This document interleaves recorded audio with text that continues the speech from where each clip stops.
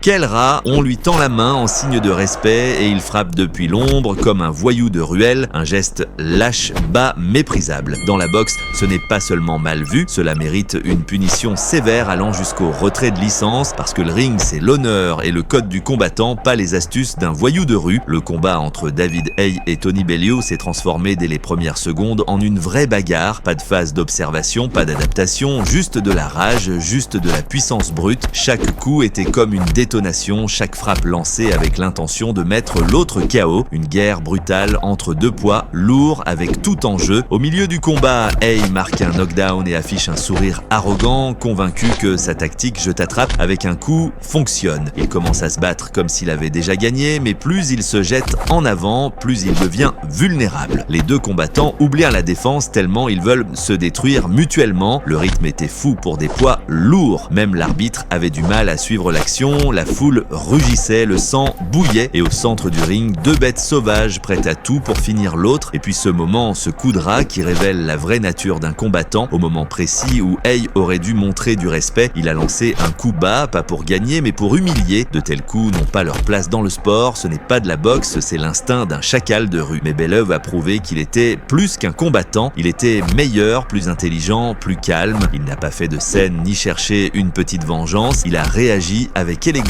et virilité. Au round suivant, Tony a jeté Haye hors du ring comme des déchets après une fête claire, fort pas besoin de mots. Ce moment a mis fin au combat car juste après, Haye a soufflé à travers la serviette blanche, ce qui signifie qu'il a refusé de continuer. Cependant, Haye n'a pas prolongé le cirque et a accepté la défaite avec dignité. La situation est ambiguë.